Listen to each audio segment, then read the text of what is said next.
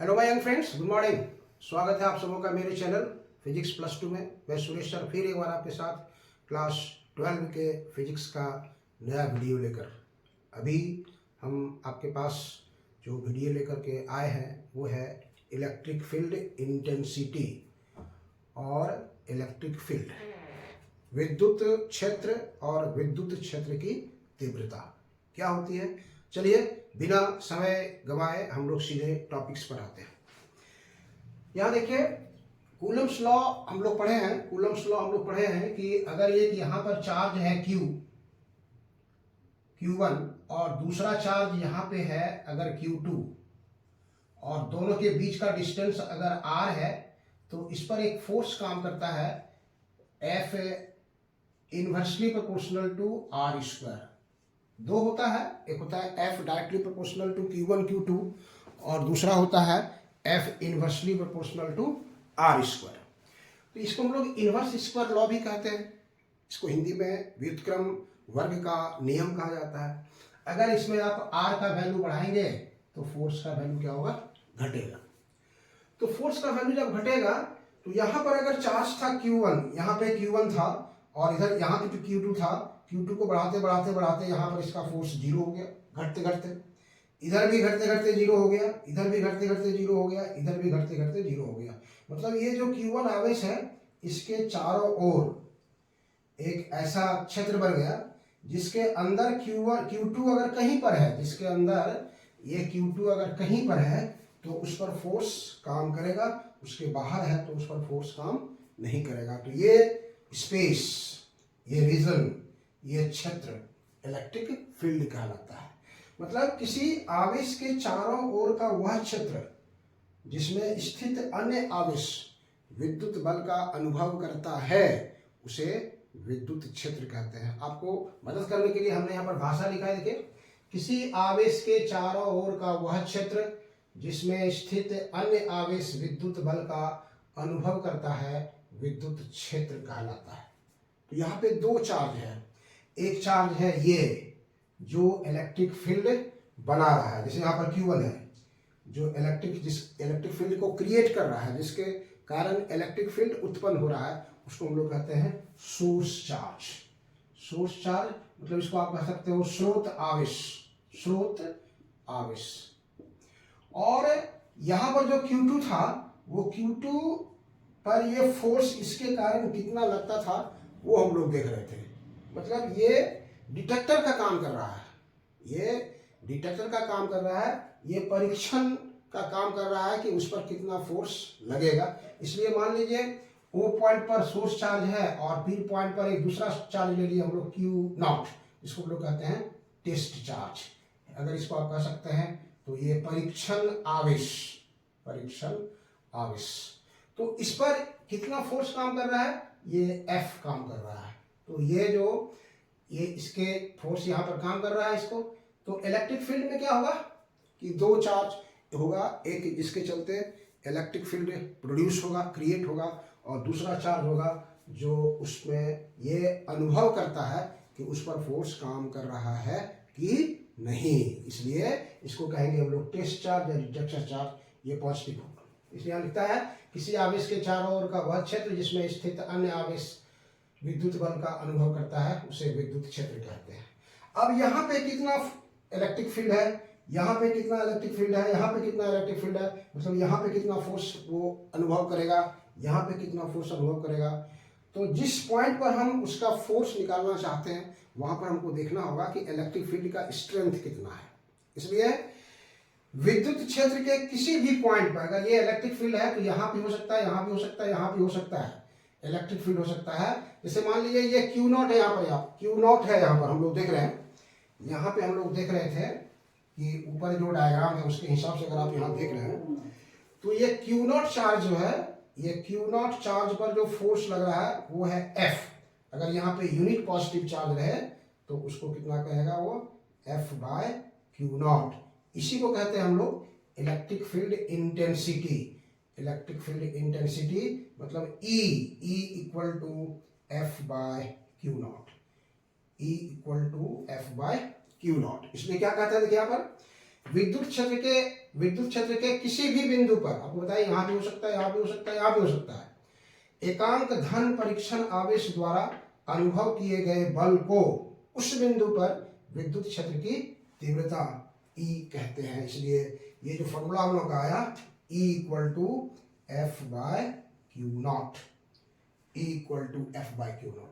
अब इस फॉर्मूला से इसका एसआई यूनिट निकालेंगे, एसआई यूनिट निकालेंगे तो फोर्स का न्यूटन और चार्ज का कूलम। इसलिए यहाँ देखिए एसआई यूनिट न्यूटन पर कूलम, न्यूटन पर कूलम। ये न्यूटन पर कूलम एक और होता है जिसका वैल्यू आता है वोल्ट पर मीटर, दोनों एक दूसरे के इक्विवेलेंट है, इसलिए एक दूसरा यूनिट भी होता है इसका वोल्ट पर मीटर। इसलिए SI unit of electric field is Newton पर कूलम या वोल्ट पर मीटर। इसके साथ हम लोग यहाँ पर देखेंगे, ठीक है। इसको और तोड़ा जाता है, जूल पर कूलम पर मीटर में भी तोड़ा जाता है। इसके साथ एक और तोड़ा जाता है, आप याद रखेंगे, जूल पर कूलम पर मीटर, ये भी इसके बराबर होता है।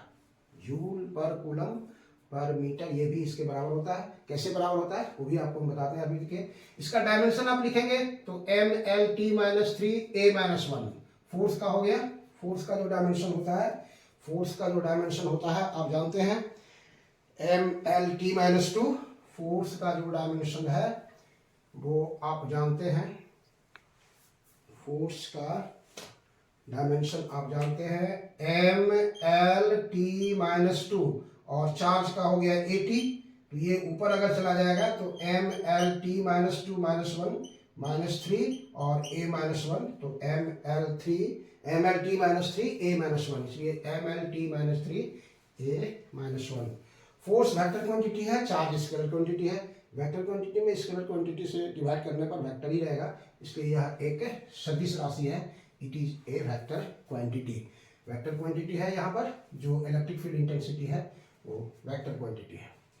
अब यहाँ पर देखना है कि इस पर कितना फोर्स लगेगा। अगर हम यहाँ क्यू नॉट की जगह पर जनरल फॉर्मूला क्यू लें तो E equal to F by Q, तो F equal to Q E not. इसलिए E विद्युत क्षेत्र में Q आवेश पर जो बल लगेगा F इक्वल टू क्यू ई।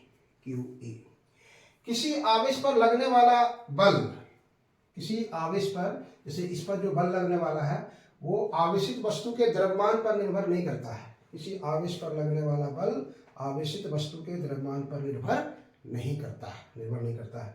अगर यदि ये आवेश पॉजिटिव चार्ज है, यहाँ पर देखिए, यहाँ पे हम लोग इसको दिखा सकते हैं इस तरह से कि जो इलेक्ट्रिक फील्ड बना है और जो चार्ज है वो दोनों में, आप क्लियर कंसेप्ट यहाँ से आपका होना चाहिए कि यहाँ पे अगर पॉजिटिव चार्ज है तो ये इलेक्ट्रिक फील्ड लाइन से बाहर निकलेगा, मतलब इलेक्ट्रिक फील्ड यहाँ पर ऐसे काम, इस दिशा में काम करेगा। यहाँ पर अगर पॉजिटिव चार्ज है, टेस्ट चार्ज जो मेरा है क्यू नॉट, अगर ये पॉजिटिव चार्ज है तो इसकी बल की दिशा इसी दिशा में होगी, इसकी बल की दिशा इसी दिशा में होगी। लेकिन यही अगर पॉजिटिव चार्ज है और इलेक्ट्रिक फील्ड लाइन्स यहाँ पे अगर इस तरह से है, लेकिन यहाँ पे नेगेटिव चार्ज है तो इसकी बल की दिशा इस दिशा में होगी। इसलिए हमने यहाँ लिखा है कि यदि आवेश पॉजिटिव है तो F की दिशा E की दिशा में होगी।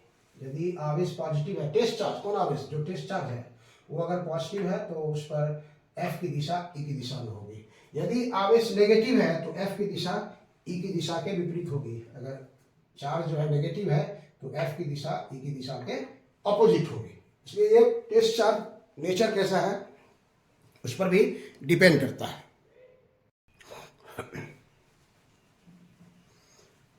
अब आइए देखते हैं हम लोग इलेक्ट्रिक फील्ड इंटेंसिटी का फॉर्मूला कैसे निकालेंगे।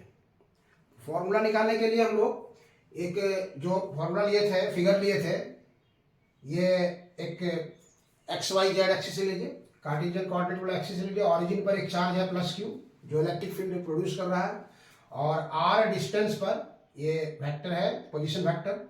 R डिस्टेंस पर एक पॉइंट है P जहां पर ट्रेस चार्ज है Q नॉट, फोर्स लग रहा है F। तो कूलम्स लॉ लगाएंगे हम लोग। कूलम्स लॉ लगाएंगे तो Q1 और Q2 ये हो जाएगा R²। तो कूलम्स लॉ आपका ये हो जाएगा। कूलम्स लॉ देखिए हमने यहाँ लगाया है आपको, F equal to 1/4πε0 Q into Q naught by R² into R cap. ये वेक्टर, ये डिस्टेंस हो गया इसका यहाँ से यहाँ तक R, और R कैप क्या है, यूनिट वेक्टर है आपका उस डायरेक्शन में। तो P बिंदु पर इलेक्ट्रिक फील्ड निकालना है तो फॉर्मूला हमारे पास था E equal to F by Q not. तो एफ का वैल्यू यहां से लिख दिए 1/4 pi epsilon not Q into Q not by R square into Q not. यहाँ नीचे जो है क्यू नॉट और आर कैप है, यहाँ से क्यू नॉट और ये क्यू नॉट कैंसिल हो गया, क्यू नॉट और क्यू नॉट कैंसिल हो गया, इसलिए E equal to 1/4 pi epsilon not Q by R square into R cap, इसका डायरेक्शन इस दिशा में है। तो ये जो आपका है ये सोर्स चार्ज है, यहाँ पर टेस्ट चार्ज यहाँ पर फॉर्मूला में नहीं है, मतलब electric field intensity source charge पर डिपेंड करता है, टेस्ट चार्ज पर डिपेंड नहीं करता है।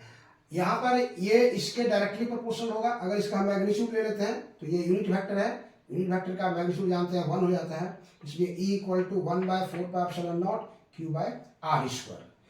तो E is directly proportional to Q, अगर ये कांस्टेंट है इसलिए यहाँ लिखे हम लोग E is directly proportional to when R is constant, और ये इनवर्सली प्रोपोर्शनल है, E is inversely proportional to R square when Q is constant, जब Q आपका कांस्टेंट है। अब आप एक ग्राफ प्लॉट कर सकते हैं, E और R का जो ग्राफ है दो ढंग से ग्राफ आता है। E और Q का तो हम लोग जानते हैं स्ट्रेट लाइन ग्राफ होगा सरल के बस में, इसके बीच का ग्राफ अगर प्लॉट करेंगे तो दो ढंग से देखिए, यहाँ का R का वैल्यू बढ़ाएंगे तो E का वैल्यू घटेगा। देखिए यहाँ पर हमने लिखा है ग्राफिकल रिप्रेजेंटेशन, R का वैल्यू अगर हम बढ़ाते हैं तो E का वैल्यू घटेगा, मतलब R जब कम होगा तो E का वैल्यू ज्यादा होगा, और R का वैल्यू जब ज्यादा होगा तो E का वैल्यू कम होगा, इसलिए ग्राफ का नेचर इस ढंग से आता है। और अगर आप पूरे 1/r स्क्वायर को एक साथ ले लेते हैं, पूरे 1/r स्क्वायर को हम एलोंग एक्सिस से लेते हैं, तो एक ये क्वांटिटी हो गया, एक दूसरा ये क्वांटिटी हो गया, तो ये पूरा अगर बढ़ेगा तो ये बढ़ेगा, पूरा अगर ये घटेगा तो ये घटेगा, इसलिए ये straight line passing through the origin, ये इस प्रकार का ग्राफ हमेशा इसके साथ आएगा। तो ये इलेक्ट्रिक फील्ड इंटेंसिटी का फॉर्मूला क्या होता है ये हम लोग आपको निकाल के दिखा दिए, ग्राफिकल रिप्रेजेंटेशन क्या होता है वो निकाल दिए हम लोग। अगर E और Q के बीच ग्राफ खींचेंगे तो E और Q के बीच का ग्राफ भी जो इसके बीच का ग्राफ है, मतलब ये ग्राफ उसी के तरह से आएगा, मतलब passing through the origin straight line है, मतलब ये बढ़ेगा, ये घटेगा तो ये घटेगा। एक चीज आपको हम बता रहे थे, यूनिट और जब SI यूनिट निकाल रहे थे वहां पर, तो आपको हम बताया कि एक होता है यूनिट इसका न्यूटन पर कूलम, और एक है वोल्ट पर मीटर, और एक आपको बताया जूल पर कूलम पर मीटर, तीनों एक समान है। ये इस तरह का भी क्वेश्चन आता है, तो कैसे है आप देख सकते हैं इसको।